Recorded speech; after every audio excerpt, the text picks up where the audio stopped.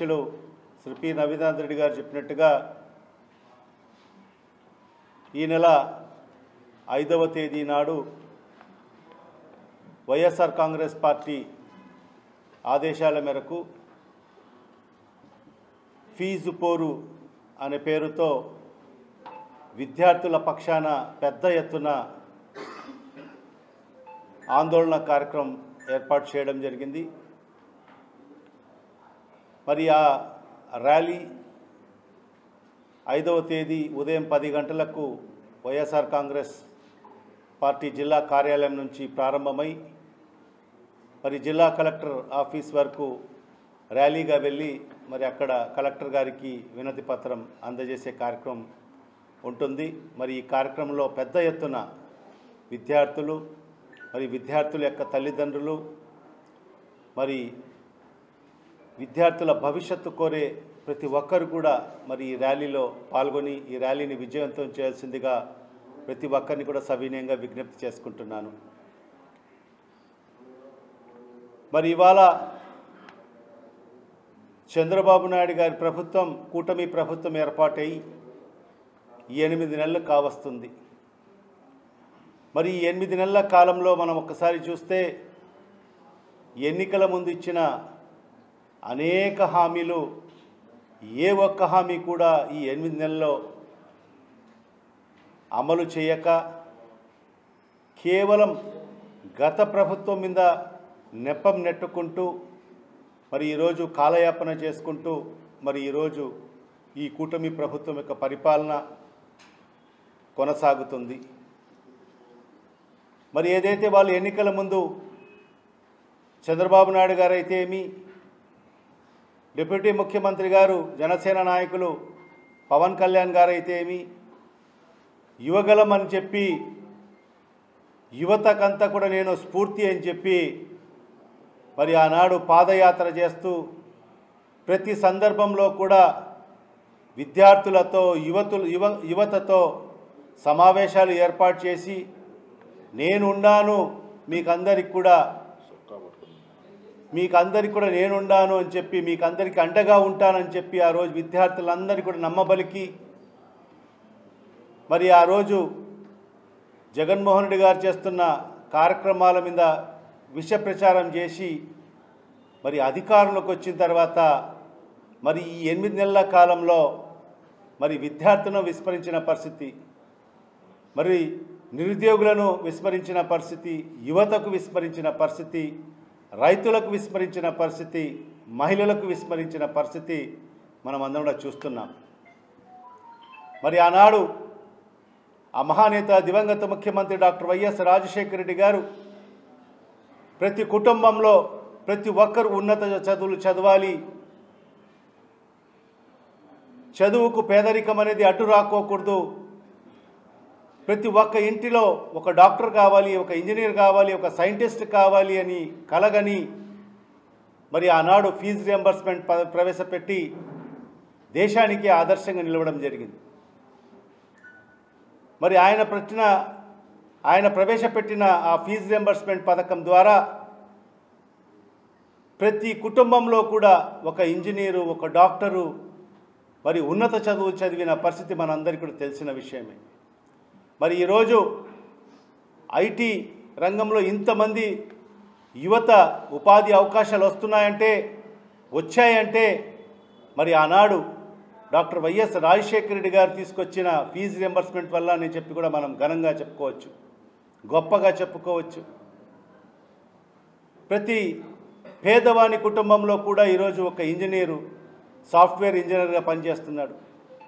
ఎందుకంటే చదువు వల్లనే మరి ఏదైతే పేదరికాన్ని నిర్మూలించవచ్చు అనే ఆలోచనతోనే మరి ఆ రోజు రాజశేఖర రెడ్డి గారు మరి పథకాన్ని ప్రవేశపెట్టడం జరిగింది. మరి ఆయన మరణాంతరం వచ్చిన చంద్రబాబు నాయుడు గారు మరి ఏదైతే ఆ ఫీజు రియంబర్స్మెంట్ పథకాన్ని నిర్వీర్యం చేసిన పరిస్థితి మనందరం చూశాం.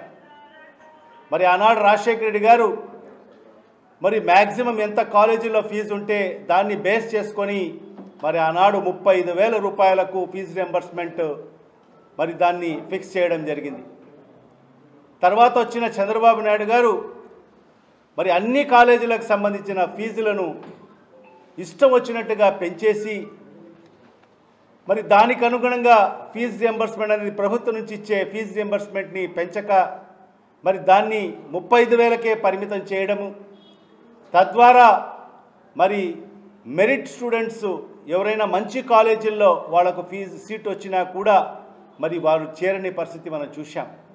ఎందుకంటే గవర్నమెంట్ ఇచ్చేది 35,000 మాత్రమే కాబట్టి మీ అమాంతంగా ఫీజులను పెంచేసి ₹1,00,000 వరకు ₹1,20,000 వరకు ఆ కాలేజీ ఫీజులను పెంచేసిన తర్వాత మరి అలాంటి మరి మంచి కాలేజీల్లో కూడా విద్యార్థులకు సీట్ వచ్చినా కూడా మరి వాళ్ళ ఆర్థిక పరిస్థితి సరిగలేక ప్రభుత్వం నుంచి ఫీజు రియంబర్స్మెంట్ రాదని చెప్పి మరి వాళ్ళు మంచి కాలేజీలు చేరే పరిస్థితి ఉండేది కాదు. మరి అదే కాకుండా మరి ఆయన ముఖ్యమంత్రిగా దిగిపోయేటప్పటికీ సుమారుగా 2,800 కోట్ల రూపాయలు బకాయిలు పెట్టిన పరిస్థితి మనం చూశాం. తర్వాత 2019లో జగన్మోహన్ రెడ్డి గారి ప్రభుత్వం వచ్చిన తర్వాత ఆయన ముఖ్యమంత్రి అయిన తర్వాత మరి ఆ 2,800 కోట్ల రూపాయల బకాయిలను చెల్లిస్తూ మరి ఈ రకంగా పెంచిన ఏదైతే కాలేజ్ ఫీజుల్ని అవన్నీ కూడా దృష్టిలో పెట్టుకొని మరి ప్రతి ఒక్కరు కూడా ఉన్నత చదువులు చదువుకోవాలి అంటే ఖచ్చితంగా ఆ కాలేజీకి తగ్గట్టుగా ఫీజు రియంబర్స్మెంట్ ఉండాలి అనే ఆలోచనతో మరి ఏ కాలేజీలో ఎంత ఫీజు ఉన్నా కూడా పూర్తిగా ప్రభుత్వమే బాధ్యత వహిస్తుంది, ప్రభుత్వమే పూర్తిగా ఫీజు రియంబర్స్మెంట్ చేస్తుందని చెప్పి వైఎస్ఆర్ జగనన్న విద్యా దీవెన అని పేరు పెట్టి మరి ఆ రకంగా ఆ స్కీమ్ని ప్రవేశపెట్టడం జరిగింది. మరి అదే కాకుండా చాలా మటుకు పేద విద్యార్థులు ఆ కాలేజీల్లో సీట్ వచ్చినా కూడా బయట ప్రదేశాలకు వెళ్ళి అక్కడ హాస్టల్లో ఉండి చదవాలంటే కూడా వాళ్ళకు ఆర్థిక స్తోమత సరిపోదని చెప్పి మరి వాళ్లకు వసతి దీవెన అని చెప్పి మరి ఏదైతే ఇంజనీరింగ్ చదివే డిగ్రీ చదివే వాళ్ళకందరికీ కూడా సంవత్సరానికి 20,000 రూపాయలు వాళ్లకు పాకెట్ మనీ కింద ఇస్తూ మరి ఐటీఐ డిప్లొమా చేసిన వాళ్లకు ఏటా 10,000 రూపాయలు వసతి దీవెన కింద ఇచ్చిన ప్రభుత్వం బహుశా భారతదేశంలో కేవలం ఒక్క జగన్మోహన్ రెడ్డి గారి ప్రభుత్వం మాత్రమే. మరి ఈ వసతి దీవెన విద్యా దీవెన ఎంతో పకడ్బందీగా సంవత్సరానికి 4 విడతలుగా మరి వాళ్ళ అకౌంట్లో జమ చేసిన పరిస్థితి. మరి ఆ డబ్బులు కూడా మరి ఆ తల్లి అకౌంట్లో జమ చేస్తే మరి ఆ తల్లిదండ్రులకు కూడా బాధ్యత ఉంటుంది. మరి ఖచ్చితంగా ఆ తల్లిదండ్రులు మరి వాళ్ళ పాఠశాలలకు కానీ మరి ఆ కళాశాలలకు వెళ్ళి మరి వాళ్ళు ఫీజులు కట్టి మరి అక్కడ సరైన వాళ్ళ పిల్లలకు సదుపాయాలు ఉన్నాయా లేదా, మరి వాళ్ళ పిల్లలకు మంచిగా చదువులు చెబుతున్నారా లేదా అని చెప్పి మరి యొక్క బాధ్యత వాళ్ళు వివరిస్తారని చెప్పి ఆనాడు ఆలోచన చేసి తల్లి అకౌంట్లో మరి ఏదైతే విద్యా దీవెన అయితే మీ వసతి దీవెన మరి విడతల వారీగా అంటే వాళ్ళ అకౌంట్లో జమ చేసిన పరిస్థితి. మరి ఈరోజు ఈ ప్రభుత్వం వచ్చిన తర్వాత చంద్రబాబు నాయుడు గారు వచ్చిన తర్వాత మరి ఈరోజు 4 ఇన్స్టాల్మెంట్స్ ఈరోజు పెండింగ్ ఉన్న పరిస్థితి. 4 ఇన్స్టాల్మెంట్స్ అంటే కేవలం ఫీజు మాత్రమే 2,800 కోట్ల రూపాయలు. మరి అదే కాకుండా వసతి దీవెన కింద 1,100 కోట్ల రూపాయలు వెరసి ఏదైతే 3,900 కోట్ల రూపాయలు మరి ఈరోజు బకాయిలు ఉన్న పరిస్థితి. మరి ఆ 3,900 కోట్ల రూపాయలు బకాయిలు మరి ఈనాటికి చెల్లించక మరి ఈరోజు విద్యా వ్యవస్థ చాలా ఇబ్బంది పడుతున్న పరిస్థితి, విద్యార్థులు ఇబ్బంది పడుతున్న పరిస్థితి మనం గమనిస్తున్నాం. మరి ఇప్పుడే చెప్పినట్టుగా ప్రతి కళాశాలలో కూడా మరి మీరు ఫీజు కట్టండి, లేకపోతే మీకు హాల్ టికెట్లు ఇవ్వము, మీకు పరీక్ష రాయనిచ్చడానికి అవకాశం ఇవ్వమని చెప్పి మేనేజ్మెంట్ వాళ్ళు మరి తల్లిదండ్రుల మీద ఒత్తిడి చేసి మరి ఆ తల్లిదండ్రులు మరి ఆ వాళ్ళ పిల్లల ఏదైతే మధ్యాంతరంగా మరి వాళ్ళ ఏదైతే చదువుని ఆపలేక ఈరోజు వడ్డీలకు తీసుకొచ్చి మరి వాళ్ళ కళాశాలలో కట్టున్న పరిస్థితి ఈరోజు మనం చూస్తున్నాం. మరి ఇవన్నీ కూడా దృష్టిలో పెట్టుకొని ఖచ్చితంగా ఏదైతే ఈ ప్రభుత్వం కూటమి ప్రభుత్వం ఏదైతే ప్రజలకు ఇచ్చిన మాట ప్రకారంగా విద్యార్థులకు ఇచ్చిన మాట ప్రకారంగా మరి ఏదైతే ఆ బకాయిలను చెల్లిస్తూ మరి సక్రమంగా ఆ విద్యార్థులకు మరి ఫీజు రియంబర్స్మెంట్ అందించాలి అనే లక్ష్యంతోనే ఈరోజు వైఎస్ఆర్ కాంగ్రెస్ పార్టీ ముందుకెళ్తుంది. మరి ఈరోజు వైఎస్ఆర్ కాంగ్రెస్ పార్టీ ఈరోజు విద్యార్థుల పక్షాన ఉండి మరి పోరాటం చేసేదానికి సిద్ధమైంది. ఎందుకంటే ఇవాళ ఒక నానుడు ఉంది. గత 5 ఏళ్ల కాలంలో జగన్మోహన్ రెడ్డి గారు చెప్పిన ప్రతి హామీని నెరవేర్చారు. అందుకే ఆ 5 ఏళ్లలో ప్రజలందరూ కూడా చెప్పాడంటే చేస్తాడంటే అని చెప్పి కూడా ఆ రోజు ప్రజలందరూ కూడా భావించారు. కానీ ఇవాళ ఈ 8 నెలల ఈ కూటమి ప్రభుత్వంలో మరి ఈరోజు ప్రజలందరూ కూడా ఒక ఆలోచనకు వచ్చారు. చెప్పాడంటే చెయ్యడు అంతే అని చెప్పి కూడా ఈరోజు ప్రజలందరూ కూడా ఆలోచన చేసే పరిస్థితి ఉంది. ఎందుకంటే ఈరోజు ఇచ్చిన హామీలు సూపర్ 6 అని చెప్పి సూపర్ 7 అని చెప్పి మరి ప్రతి ఒక్కరికి ఈరోజు అనేక అలివి కాని హామీలన్నీ కూడా ఇచ్చేసి ఈరోజు ఈ రాష్ట్ర ప్రభుత్వం యొక్క ఈ రాష్ట్ర ఆర్థిక పరిస్థితి చూస్తే భయం వేస్తుంది.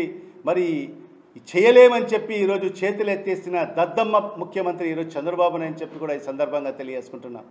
మరి దానికి తోడు ఒత్తాసు పలుకుతూ మరి ఆ రోజు జనసేన నాయకుడు మరి ఈనాటి డిప్యూటీ ముఖ్యమంత్రి నేను ప్రజలకు జవాబుదారీగా ఉంటాను, మీ పక్షాన ఉండి నేను ప్రభుత్వాన్ని ప్రశ్నిస్తానని చెప్పిన నాయకుడు ఎక్కడికి తెరమరుగైపోయారో తెలియని పరిస్థితి. ఆయనకు ఏదో ఉప ముఖ్యమంత్రి పదవి ఇచ్చేసి మరి ఆయనకు ముఖ్యమంత్రి ప్రోటోకాల్ ఇచ్చేస్తే నాకు చాలు అని చెప్పి ఈరోజు ప్రజలు ఏమైనా అయిపోని, విద్యార్థులు ఏమైనా అయిపోని, మహిళలు ఏమైనా అయిపోయి నాకు ప్రోటోకాల్ వచ్చేసింది, నేను ఈ రాష్ట్రానికి ఉప ముఖ్యమంత్రి అయిపోయానని చెప్పి ఈరోజు ఆలోచన చేసి ఈరోజు ప్రజల పక్షాన ఎక్కడ కూడా ఈ ప్రభుత్వాన్ని కానీ చంద్రబాబు నాయుడు కానీ ఎవరిని కూడా ప్రశ్నించే సాహసం కూడా చేయని పరిస్థితి ఈరోజు మన పవన్ కళ్యాణ్ గారిది. మరి అదే కాకుండా ఈరోజు మన లోకేష్ బాబుది చూస్తే